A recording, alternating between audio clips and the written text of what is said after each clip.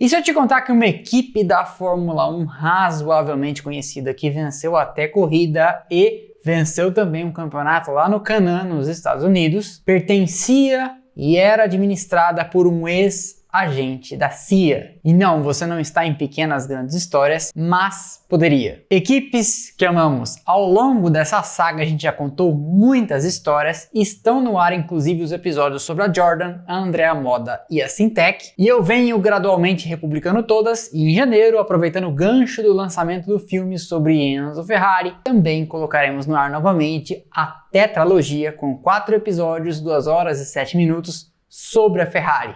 Aguarde! E hoje a gente vai falar da história da Shadow, uma equipe que, como o próprio nome diz, Shadow é sombra em inglês, tem sua história envolta em mistérios. E mesmo depois do falecimento de Don Nichols, seu fundador, o suposto ex-agente da CIA, até hoje paira uma aura de sombras, de Shadow, propositalmente ou não. E é deles que a gente vai falar hoje no Splash and Go.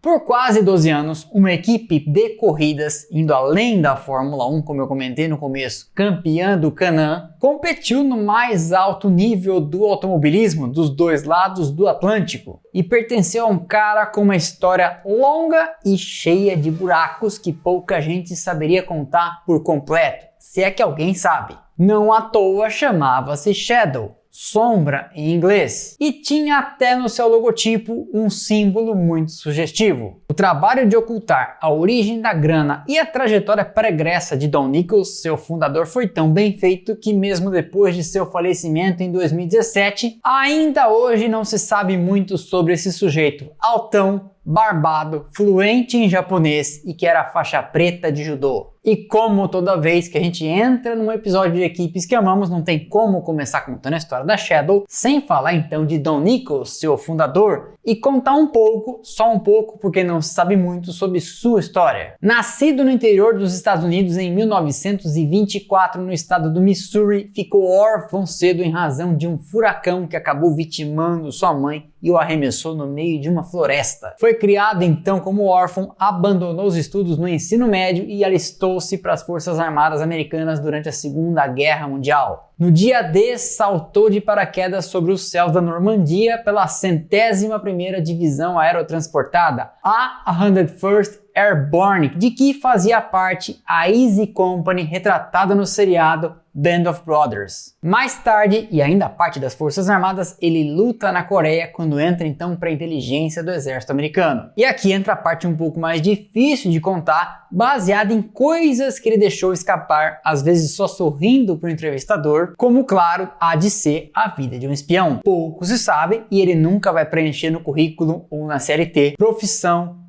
Araponga, agente secreto e etc. Foi enviado ao Japão sob a fachada de um emprego comum, com família e tudo, para lutar contra os soviéticos em Yokohama e Tóquio. E numa das poucas entrevistas que deu quando perguntado se esse trabalho era para CIA, apenas sorriu e fez um meneio de cabeça. Segundo ele contou, abre aspas, nossa missão era acabar com os soviéticos sem disparar um tiro. De resto, podia tudo. E ainda complementou, a gente conseguiu fazer isso em Tóquio, mas em Yokohama eles resistiram. Com o tempo começou a comprar e vender itens para carros, tornando-se então uma figura conhecida no meio automobilístico e automotivo do Japão. Usando de suas conexões, de sua facilidade com o idioma e fazendo basicamente rolo, comprou e vendeu um pouco de tudo no Japão. Réplicas de Mercedes com motores de carro Chevrolet, Jaguares batidos e recuperados para vender no Japão, peças e, claro, itens para tuning que sempre fizeram muito sucesso na terra do sol nascente. Sempre alto, sempre magro, sempre barbado, surpreendia os japoneses, abrindo muitas portas pela facilidade com o idioma, o que era inesperado, e ganhou a reputação de um cara que fazia as coisas acontecerem, trazendo o que fosse preciso de equipamentos de fora do Japão para os carros de corrida. Trouxe peças de hot rod, importou pneus da Firestone e da Goodyear. Tornou-se uma figura tão conhecida e proeminente no automobilismo japonês que quando o circuito de Fuji foi construído, foi ele que trouxe Stirling Moss da Europa para uma consultoria sobre como deveria ser a pista. Mas sempre só souberam dele o que ele queria que soubessem. Ganhou tanto dinheiro que seu escritório, que ficava na periferia de Tóquio, mudou para o centro da cidade num imóvel valorizado em frente à embaixada dos Estados Unidos, o que sempre reforçou a versão de que era de fato um espião e talvez nunca tenha deixado de ser. Em 69, depois de ter juntado muito dinheiro, abre a Advanced Vehicle Systems, dedicada exclusivamente a produzir carros de competição. E seu primeiro modelo mirava então em correr no Can-Am, uma liga que durou entre 67 e 74 na sua principal fase, e já contei a história dessa categoria nesse vídeo aqui,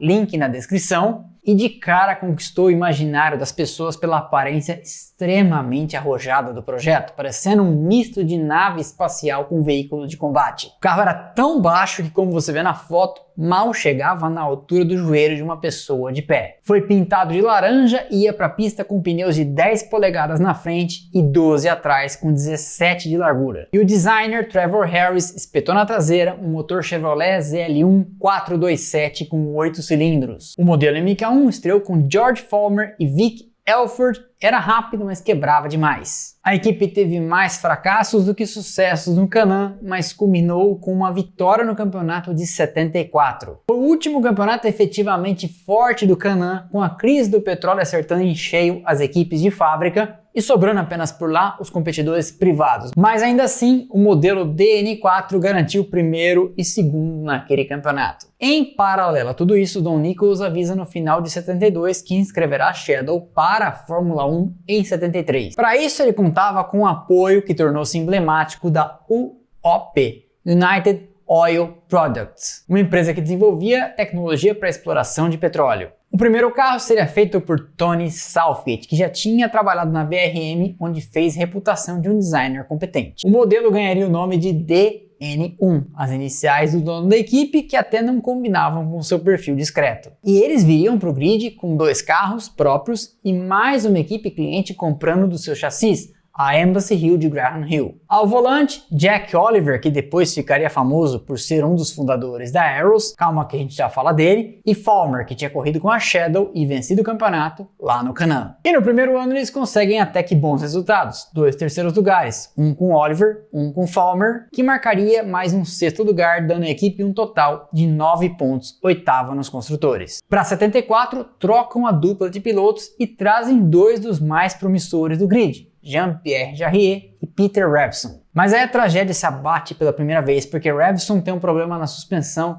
bate na África do Sul e perde a vida. Ele é substituído por um nome que também ficou famoso na Fórmula 1 por uma tragédia que viria a bordo de um carro da Shadow, Tom Price. Naquele ano eles marcam então 7 pontos, repetindo a 8ª posição nos construtores. Jarier faria um 3º em Mônaco e um 5º na Suécia, e Price um 6º na Alemanha. Com o novo modelo DN5, Jarier começa o ano 1000 grau, com a energia lá em cima, e faz 2 pole positions nas 2 primeiras provas do ano, em Buenos Aires e em São Paulo. E aqui em São Paulo, inclusive, lidera boa parte da corrida, até abandonar com Carlos Paty, herdando a ponta e vencendo sua única na Fórmula 1. Mais tarde, ao longo do ano de 75, a Shadow resolve experimentar, trocando o Ford Cosworth V8 por um V12 da Matra, o que obriga eles a aumentar o entre-eixo do chassi, o que acabou dando errado. Com tudo isso, os resultados diminuem. Price faria um 3º, um 4º e 3 sextos, e Jarier, que experimentou com o V12, só conseguiria um 4º. Total, 9 pontos e meio e um 6º lugar nos construtores, quando parecia que eles poderiam muito mais. Em 76, Jarier parecia perder o encanto e todos os pontos da equipe vêm pelas mãos de Tom Price. 2 quartos lugares e um 3º, sendo o 3º conquistado aqui em São Paulo, em Interlagos. Mas aí a tragédia atingiria a equipe com força, com Tom Price perdendo a vida na África do Sul num acidente horripilante, possivelmente um dos piores da história da Fórmula 1. Outro carro da Shadow tinha acabado de encostar com um princípio de incêndio e um fiscal corria para a cena com o extintor na mão. A sinalização, a gente sabe, era bem deficiente e ninguém tinha dado bandeiras amarelas. Price passa com tudo, atropela o fiscal e o extintor que estava na sua mão lhe atinge na cabeça, custando a ele a vida.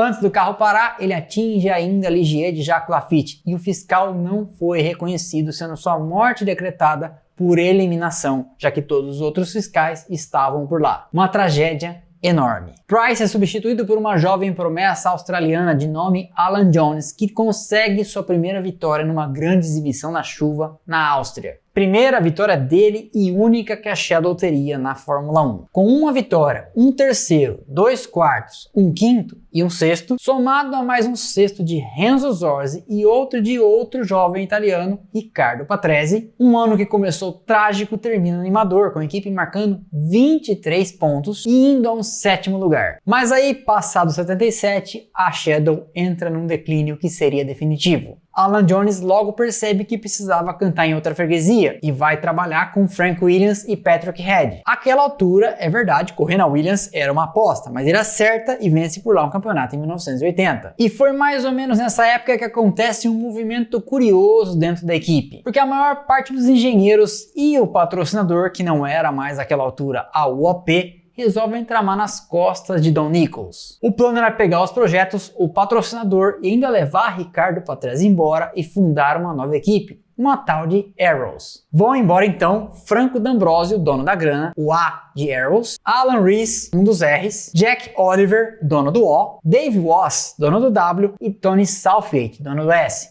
E o outro R foi acrescentado para formar a palavra Arrows, que é flecha em inglês. Bacana, só que eles não lembraram de um pequeno detalhe. Para tramar uma mini conspiração nas costas de um ex-agente da CIA, tem que ser esperto. Porque sabendo de tudo, ele teve tempo de se preparar e enquanto Franco D'Ambrosio ia embora levando a grana, ele assinava com a Villager Tabaco e trazia 2 pilotos experientes, Clay Regazzoni e Hans Stuck. Parecia tudo perfeitamente executado em um golpe de mestre de um ex-agente secreto que não seria feito de trouxa por esses patetas. Ele só não contava com a dificuldade de perder 80% dos seus engenheiros e lidar com uma revolução técnica da Fórmula 1, a era do efeito solo. Não é um ano fácil, eles despencam de 7º para 11º posto no campeonato entre as equipes. Marcam apenas 6 pontos contra 23 do ano anterior, quase um quarto de antes, com 3 quintos lugares, 2 para Regazzoni, 1 para Stuck. No fim do ano, mais um dos seus pilotos vai embora para Williams. Regazzoni assina com Frank, vai correr por lá, e é ele o responsável pela primeira vitória da equipe em 79, no caso, primeira vitória da Williams. O time corre então com a dupla Jan Lammers e Hélio De Angelis. E só não zera porque o italiano na última prova do ano nos Estados Unidos consegue um 4º lugar. 4º lugar, 3 pontos, 10º posto nos construtores. Em 1980, com a grana curta, Don Nichols resolve investir todo o orçamento num carro 100% pensado para o efeito solo, para você ver o atraso em relação ao pessoal da ponta. Mas os resultados não vêm, eles acabam no final do ano sendo absorvidos pela Theodore Racing, uma equipe que tinha ficado de fora de 78 e 79 e que mantém o nome da Shadow em 1980 por questões meramente burocráticas. Como a Shadow marcou pontos no ano anterior, se trocasse de nome, perderia aquela graninha da Fórmula 1. Terminava ali a história da Shadow, que fez carros lindos que ocupam o imaginário dos torcedores, venceu uma corrida, a primeira de um campeão,